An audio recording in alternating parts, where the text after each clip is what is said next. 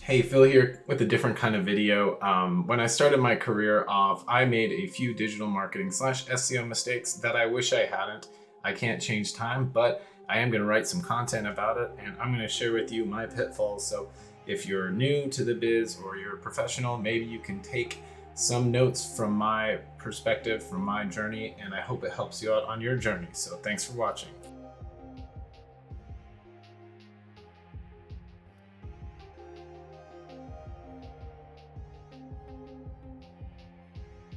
And as I said, these are 5 mistakes I wish I didn't make. Let's get started. Number 1, not setting up conversion tracking. It seems a little silly as somebody who focuses on ROI and marketing dollars turned into new customers for his clients, but for a while there, I wasn't familiar and ready to set up conversion tracking, which I got over, and now conversion tracking is something that I put for all of my clients. So if you want to make that ROI case, it's much easier to have those conversion tracking metrics in hand when you talk to your client and you want to talk about what you've delivered and how you've helped their business out. This is much more tangible than clicks, impressions, and all that stuff. So I highly recommend you set up conversion tracking as soon as possible for the most valuable conversions that happen on your site.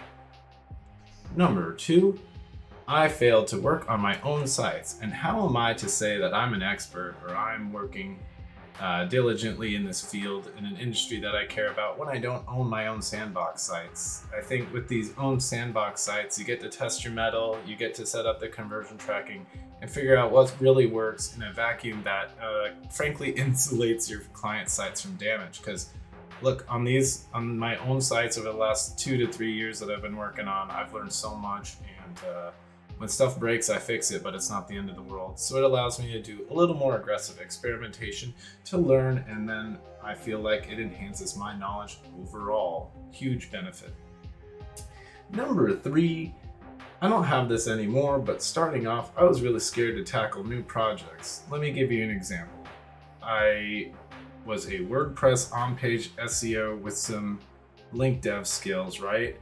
And when I started looking into the job market, I realized most people expected me to have a degree of pay-per-click advertising under my belt and part of my expertise. Well, I didn't do that just because I was scared to tackle this new project. And if you want to add a new product to your product line and you want to begin offering new stuff, you can't be scared to tackle new projects and learn. And I say it all the time, but if you don't like learning, this is probably not the industry for you, because we have to learn new stuff all the time. Google's always changing the rules, whether we like it or not. And that's really just a part of our career. So you can't be scared to tackle new projects. If there's something that you want to add to your product line, schedule it out. Set a 6-month goal is what I did, and start working on that every day until you feel more familiar with it. And then you can begin offering it, or simply just convince someone that you can do it and then learn as you go. But don't be scared. I don't think that's the right way to look at it. Number 4 is kind of a capacity concern, right? You have your own internal capacity meter of what you can accomplish and what you can do.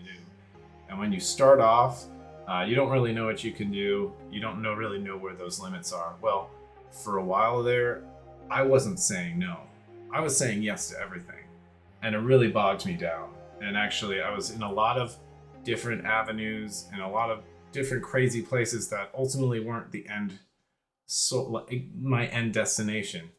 Conversely, with this capacity sort of concern, not asking for help when you definitely need it, that was something that I felt, oh, maybe they'll think I'm stupid, or maybe this is a dumb question, or maybe I'll be laughed at. But really, when in this industry, I feel like most people who are worth their salt are able to see that everyone has something to teach somebody else, and they see the benefit in networking and talking with others. So getting active within your network and asking for help is totally cool.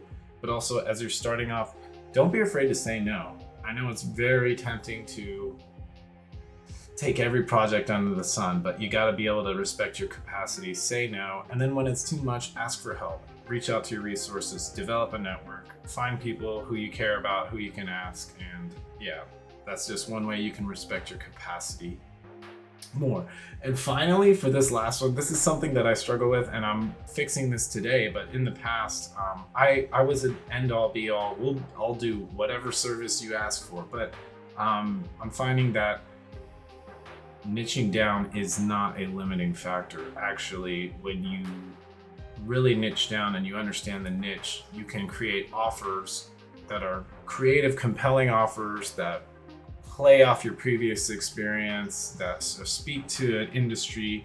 As you niche down, you're going to develop industry contacts, and it's just, you're going to get economies of scale as you niche down. Whereas if you're a generalist, I do everything, I'm happy to help anyone with the website, it's a lot tougher to make that impact because your product offering and your services are non-standardized and you're kind of doing whatever. So if I can make one recommendation to you, is to niche down, nail that product, that pitch, and continue to grow.